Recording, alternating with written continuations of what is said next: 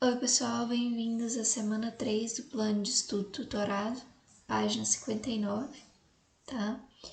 E nós vamos ver transformação química. E aqui também vai falar sobre transformação física, tá?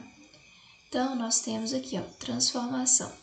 A transformação física não ocorre alteração da estrutura, tá? Então na transformação física, ou às vezes pode vir também fenômeno físico, não ocorre modificação da natureza do material. Então, aqueles átomos, íons ou moléculas ali não vão ser alterados. Ele vai ser apenas desarrumado, agitado. É o que acontece nas mudanças de estado físico. Quando você tem a mudança de estado de sólido para líquido, líquido para gasoso, ou de sólido para gasoso, né? E o inverso também, você não modifica a estrutura ali. Então, é água, quando está sólido, vai ser água também no estado líquido. Então, continua sendo água, apesar da mudança de estado físico. Então, não vai alterar a natureza do material, tá? Então, os átomos não são alterados. Agora, na transformação química, tem a alteração da estrutura. Então, na transformação química, ou fenômeno químico, né? Você vai ter alteração da estrutura. Aqui, por exemplo, quando você tem queima de um material, você vai ter formação, você tem reagentes e vai ter formação de produtos. Então, vai alterar a estrutura ali, né? Aqui, quando tem a oxidação, né, a ferrugem, que costumam falar, então você vai ter alteração da estrutura. Quando você fala em transformação química, você tem algumas pistas de ocorrência de uma transformação química. Então, na ocorrência de uma transformação química, pode ter algumas manifestações, como liberação de energia. Então, essa energia pode ser liberada na forma de calor, que é o caso aqui da vela, né, na combustão. Você pode ter liberação de gás. Quando você coloca, por exemplo, comprimido de efervescência ali, está tendo formação de gás, então está tendo uma transformação química. Quando tem mudança de cor, quando tem formação de precipitado. Então, formação de precipitado é quando você tem uma reação e que vai formar um sólido ali. Então, forma um precipitado, tá? As atividades vão falar, então, sobre fenômenos físicos e químicos. Então, ele fala assim na primeira questão. Quais evidências levam a classificar a deterioração dos alimentos como uma reação química e o derretimento de um pedaço de gelo não sendo uma reação química? Então, quais são as características de uma reação química que estão presentes ali na deterioração do alimento? Lembrando que você deixar o alimento ali, ele vai, que a gente fala de estragar, né? Então, que mudanças ocorrem ali? Tem mudança de odor, tem mudança de cor, que me permitem classificar. E por que eu falo que o pedaço de gelo, passando de estado sólido para líquido, não é uma reação química? O que eu expliquei para vocês lá em cima sobre transformação física, né? Quais são as características?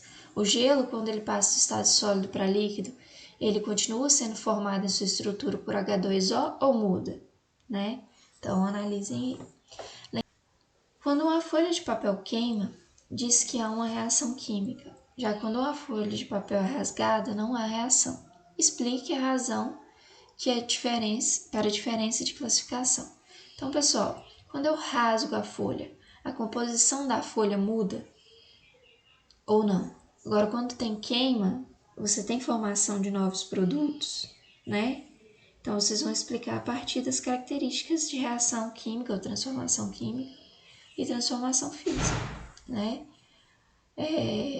Lembrando sempre que apesar de você ter uma diminuição do tamanho ali, né? Quando você rasga a folha, você vai ter 2 pedaços agora de tamanho diferente, você não mudou a estrutura ali, né? E a 3 vai falar sobre o cloreto de amônio. Ele fala um sólido branco empregado desde a antiguidade como adubo. Os egípcios obtiveram a partir do esterco de camelo. Muitos dos fertilizantes atualmente produzidos em indústrias químicas contêm essa substância e sua composição. O cloreto de amônio, então estou falando aqui, né, de uma substância, sofre decomposição. Então, a partir do cloreto de amônio, você vai obter, aqui estou falando amônio e cloreto de hidrogênio, ou ácido clorídrico, tá?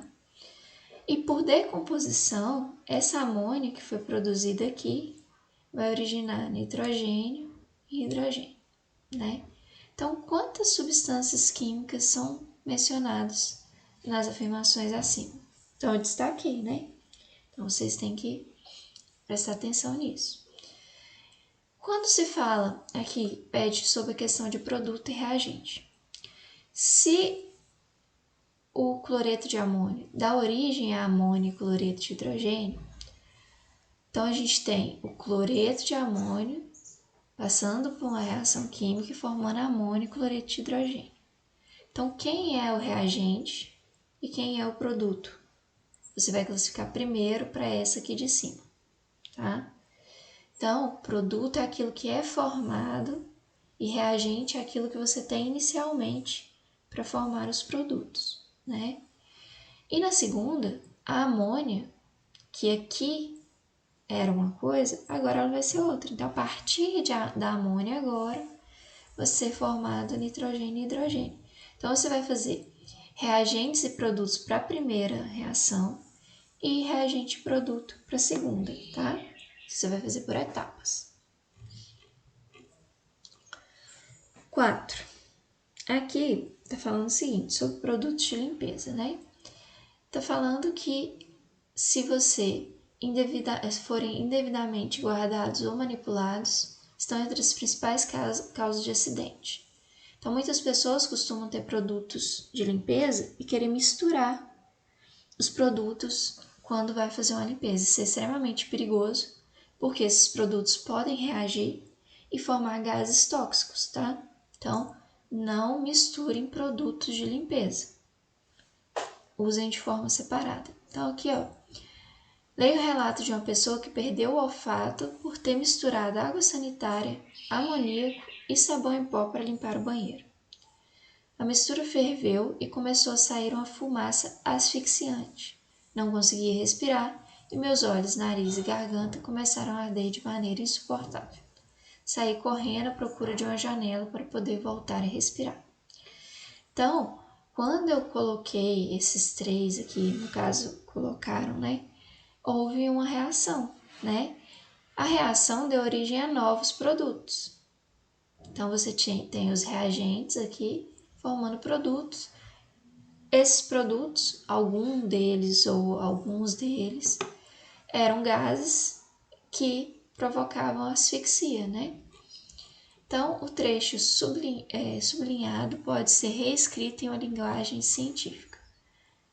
Aqui, ele só quer que você substitua a parte de que ou aconteceu reação por uma outra, tá? Então, você vai escolher aqui qual que é o mais adequado a partir do que a gente falou, né?